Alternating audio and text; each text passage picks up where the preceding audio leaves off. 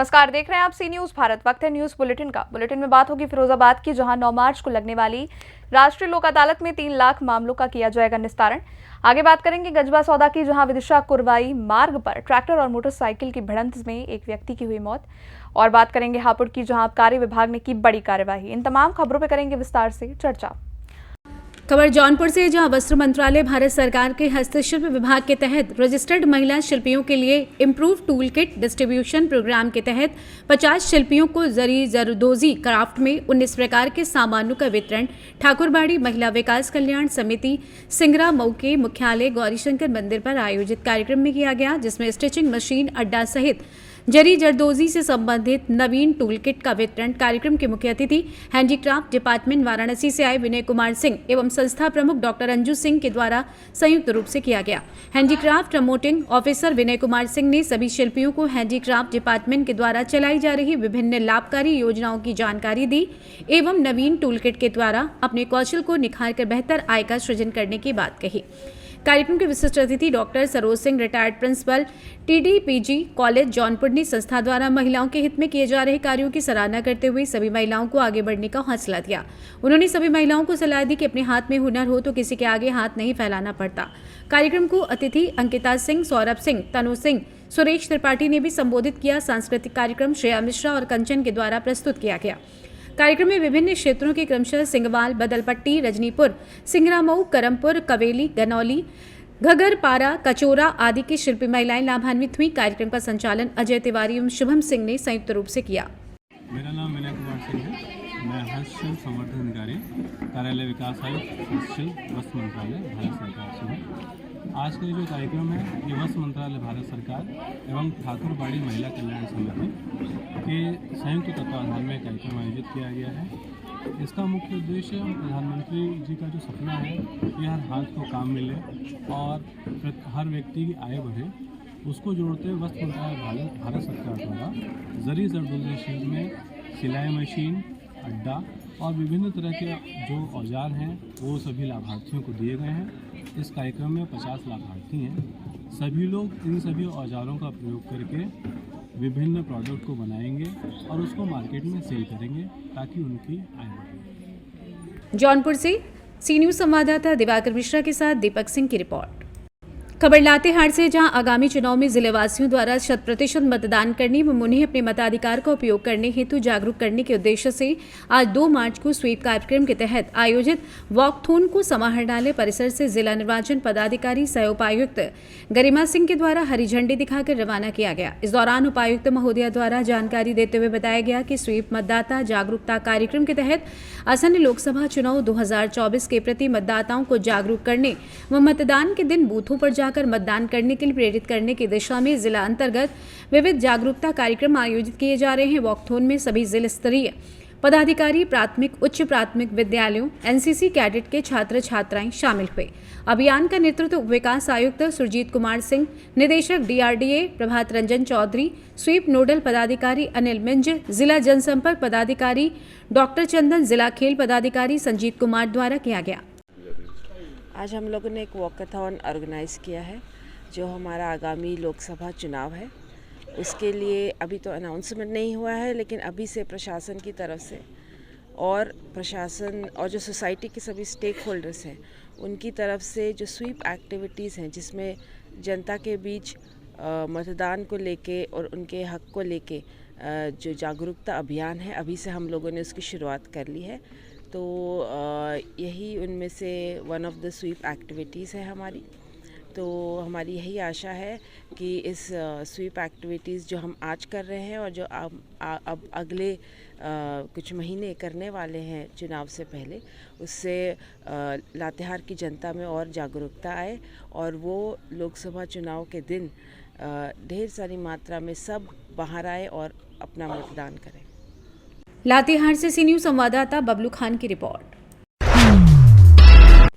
महाराजगंज जनपद के आनंद नगर स्थित परमेश्वर सिंह मेमोरियल PG कॉलेज में पूर्व विधायक बजरंग बहादुर सिंह के नेतृत्व में भव्य कार्यक्रम का आयोजन किया गया। कार्यक्रम में मुख्य अतिथि केंद्रीय वित्त राज्य मंत्री पंकज चौधरी ने 1100 से अधिक छात्र छात्राओं को टैबलेट व स्मार्टफोन वितरित किए। इस दौरान मेधावी विद्यार्थियों व शिक्षकों को भी सम्मानित किया गया। सरकार की इस योजना का लाभ पाकर छात्र छात्राओं के चेहरे खुशी से छलक उठे। कार्यक्रम को संबोधित करते हुए केंद्रीय पंकज चौधरी ने कहा कि सरकार की प्राथमिकता है कि डिजिटल इंडिया के तहत इन गैजेट के माध्यम से सभी विद्यार्थी देश व दुनिया से जुड़कर अपनी शिक्षा व जीवन को बेहतर बना सके। आइए जानते हैं इस विषय में केंद्रीय वित्त राज्य मंत्री पंकज चौधरी ने आगे क्या कुछ कहा।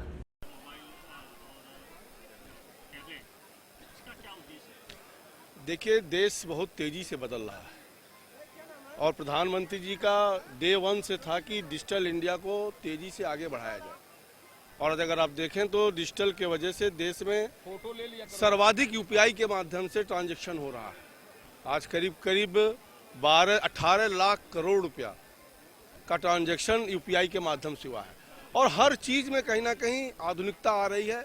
इसलिए हमारी सरकार, चाहे उत्तर प्रदेश की सरकार हो, चाहे प्रधानमंत्री जी की बात हो, कि बच्चों को अभी से वो सुविधा दिया जाए, चाहे वो टैबलेट के माध्यम से, चाहे स्मार्टफोन के माध्यम से, ताकि हमारे बच्चे भी अपडेट रहें और आने वाले समय में जो विकसित भारत का लक्ष्य प्रधानमंत्री जी ने रखा है, इन बच्चों का बहुत बड़ा योगदान होने वाला है। तो उससे वो लैस रहें, उनके पास सारी वो सुविधा रहे। उसके नाते आज 1100 से ज़्यादा स्मार्टफोन का वितरण यहाँ हुआ है। उसके लिए मैं प्रबंधक अपने बजरंग बहादुर सिंह जी को बहुत बहुत बधाई देता हूँ कि बहुत ठीक ढंग से उसका वितरण कराने। महाराजगंज से सी न्यूज संवाददाता अंगद शर्मा के साथ इजराइल खान की रिपोर्ट। खबर मोतिहारी से है, जहां बिहार भ्रमण के बाद अब तेजस्वी यादव कल पटना के गांधी मैदान में महारैली का आयोजन कर रहे हैं, जिसमें लाखों की संख्या में लोगों के पहुंचने का अनुमान है। एक तरह से कहीं तो आगामी लोकसभा चुनाव को लेकर तेजस्वी यादव के नेतृत्व में एनडीए गठबंधन के द्वारा ये शक्ति प्रदर्शन किया जा रहा है। वजह है कि बिहार भ्रमण के दौरान तेजस्वी अपने नेताओं और जनता से आह्वान किया था कि ज्यादा संख्या में इस रैली में पहुंचे। उसी आह्वान पर मोतिहारी से भी काफी संख्या में लोगों के पहुंचने का अनुमान है, क्योंकि राजद के विधायक सह पूर्व मंत्री डॉक्टर शमीम अहमद के द्वारा सैकड़ों गाड़ियों से बड़ी संख्या में अपने कार्यकर्ताओं को यहां से ले जाया जा रहा है। पूर्व मंत्री डॉक्टर शमीम अहमद अपने विधानसभा क्षेत्र के खैरवा में पहले लोगों का जुटान करवाया, फिर गाजे बाजे के साथ भव्य जुलूस के साथ पटना के लिए निकल पड़े। इस दरमियान मीडिया से मुखातिब होते हुए पूर्व मंत्री डॉक्टर शमीम अहमद ने कहा कि ये कोई शक्ति प्रदर्शन नहीं, बल्कि इस रैली का मुद्दा देश की बेरोजगारी है। इसी मुद्दे को लेकर देश के हक की लड़ाई के लिए लोग इस रैली में भाग लेंगे। आइए जानते हैं इस विषय में डॉक्टर शमीम अहमद का क्या कुछ कहना है। महागठबंधन की रैली खास करके राष्ट्रीय जनता दल के सामाजिक न्याय के योद्धा माननीय श्री लालू प्रसाद यादव जी और युवाओं के आइकॉन पूर्व उप मुख्यमंत्री माननीय तेजस्वी प्रसाद यादव जी के आह्वान पर महागठबंधन का रैली 3 तारीख को गांधी मैदान में आयोजित किया गया है।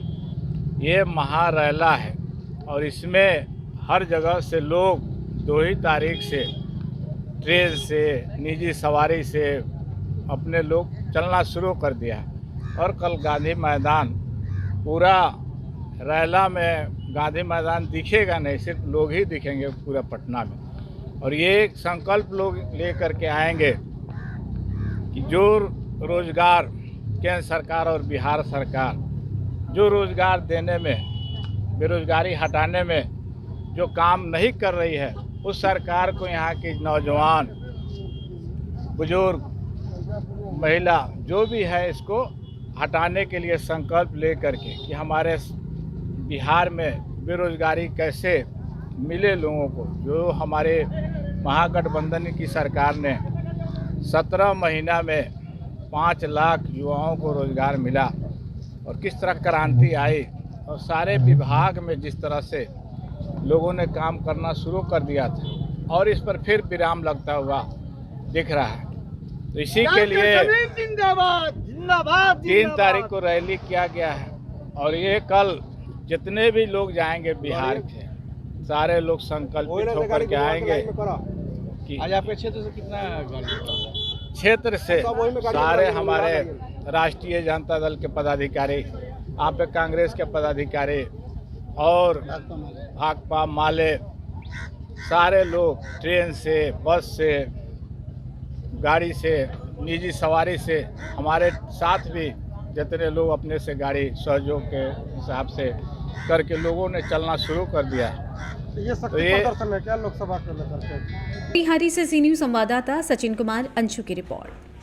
सूरतपुर जिले से सटे ग्राम पंचायत नमदगिरी का मामला सामने आया है, जहां आंगनबाड़ी केंद्र में पदस्थ कमला रवि, जिनकी नियुक्ति 15/6/2007 में हुई थी और वो 29/6/2007 को पदभार ग्रहण किया था। आपको बता दें, कमला रवि को पदभार ग्रहण करने के बाद गीतांजलि राजवाड़े ने कोर्ट केस दायर किया था और गौर करने की बात तो यह है कि जिस समय नियुक्ति हुई उस समय पात्र कमला रवि ही थी।